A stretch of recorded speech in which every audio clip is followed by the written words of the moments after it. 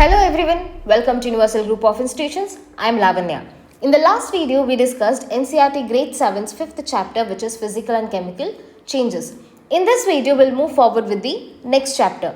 If you have not watched the previous chapter, do visit our channel, Universal Group of Institutions. So we'll move forward with the next chapter, which is Respiration in Organisms. So let's start by a simple question, which is, why do we respire? So, because every living organisms, plants, animals, humans and even microorganisms need energy to function or to survive, right? And this energy comes from food we intake. So, but food cannot directly used by ourselves. So, if you remember, while we were discussing in the Nutrition in Animals chapter, I explained that the food or the macromolecules, which is carbohydrates, we intake it as a dosas, chapatis or rice, should be broken down into micromolecules or the simpler sugars, right? So this process or here where the respiration acts. So the food which we intake must be broken down in the presence of oxygen to release usable energy. So this is why we respire. When we breathe in, we inhale oxygen-rich air. So this air travels to every cell in our body inside the cell and it helps to break down glucose to release the energy. So this process is called as cellular respiration. Yes, the cellular respiration is a process where oxygen-rich air or oxygen travels into these cells and help in the breakdown of the glucose to release energy. So this cellular respiration is of two types. It is of two types. One is aerobic respiration and the second one is anaerobic respiration. So we will look into the aerobic respiration first.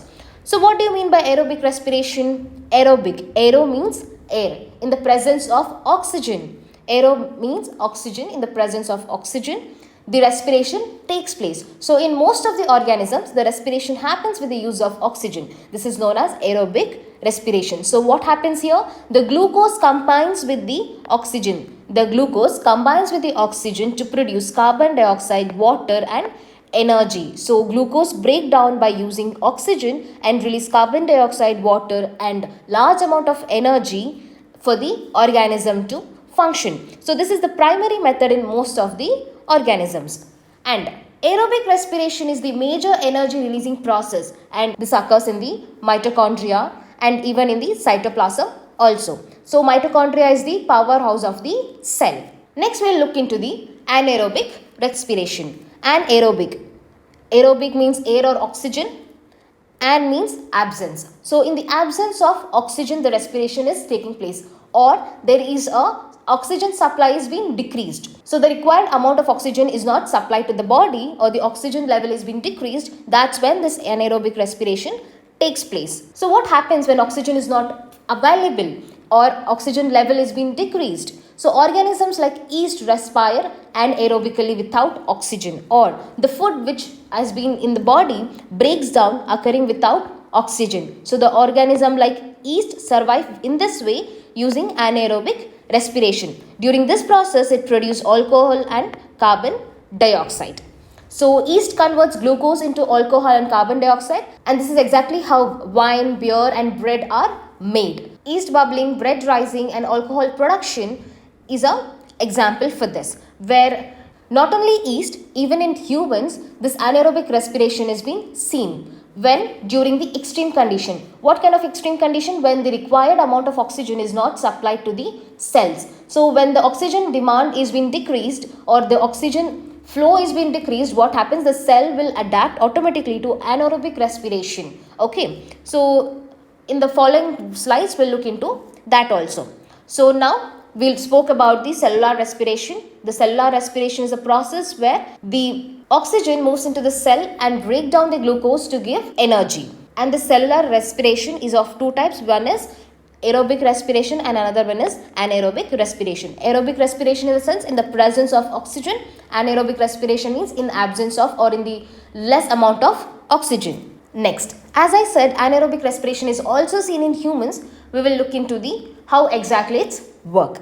So when you sprint fast or lift heavy weight or do the intense exercise, your muscles need energy quickly, right? But your breathing may not supply oxygen fast enough. So that's when the muscle cells switch to anaerobic respiration from the aerobic respiration. So they produce lactic acid instead of alcohol. So what happens over here? Not only in the yeast, yeast, which is a unicellular organisms which undergo anaerobic respiration, which converts glucose into alcohol and carbon dioxide, right? And over here in the human, what happens in the muscle cell when the oxygen is not supplied, when the required amount of oxygen is not supplied to the cells, what happens? They switch from aerobic respiration to anaerobic respiration, producing lactic acid, and you feel muscle cramps, pain and fatigue. So lactic acid is cleared when we rest and oxygen becomes available again. Okay. So this is an anaerobic respiration in humans. So during this process, our breathing rate also changes. So our breathing rate changes along with the activity level. So when you are normally sitting, the breathing will be normal. But when you start running, when you start jumping, you start breathing heavily. So at rest, an adult breathes around 15 to 18 per minute, or 15 to 18 times per minute. But during intense activity, like I said, running, skipping, jogging and doing some exercise, what happens? It goes up to 25 or even more per minute. So this is why we feel hungry after a workout, and more respiration means more energy used. So during exercise, we breathe faster and take breather breaths, inhaling more oxygen. So this supplies more oxygen to cell, which speed up the food breakdown and release more energy to the cells. So this explains why we feel hungry after the physical activity. And breathing isn't just about inhaling and exhaling. It's a beautifying coordination mechanism where air enters through the nostrils, where tiny hairs filters the dust. From there, it passes through the nasal cavity and goes down to the windpipe, finally reaches the lungs inside the rib cage. So yes, if we talk about the pathway of breathing, or how do we breathe, if we look into it, we have three major organs. One is nasal cavity or the nose, the second one is windpipe, and the third one is lungs. The air enters through the nostrils of the nose, where the nose airs or the nostril airs will filter the dust from the air. So the air pollution, the primary pollutants from the air which enters to the nasal cavity or to our nose, will be filtered by this nostrils air, where 2.5 pm of filtration will be done by the nasal air, and then this reaches to the windpipe. So the clean air travels down through the windpipe to the lungs. So the lungs are protected by the ribs and aided by the diaphragm. So it is located in the chest cavity, protected by the ribs and aided by the diaphragm. So this is the mechanism. How do we breathe?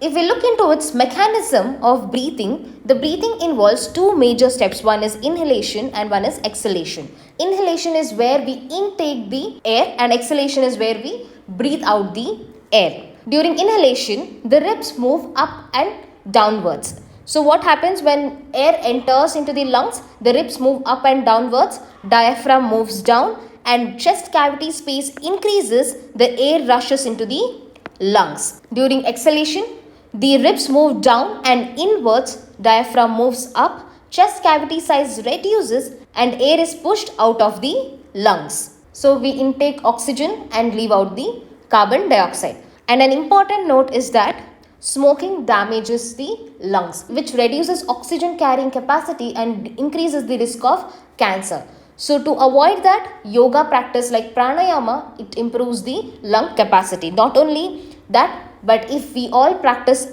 pranayama, which can help us in the increasing the lung capacity and also helps in the supply of more oxygen to the body cells. So this traditional breathing exercise improves the lung capacity. So till now we discussed why do we respire, and we also learnt about what is cellular respiration and the types of respiration and how we respire and the mechanism of respiration. So we'll continue the same in the next part. If you find this video informative, don't forget to like, comment and subscribe, and let's meet in the second part. Thank you.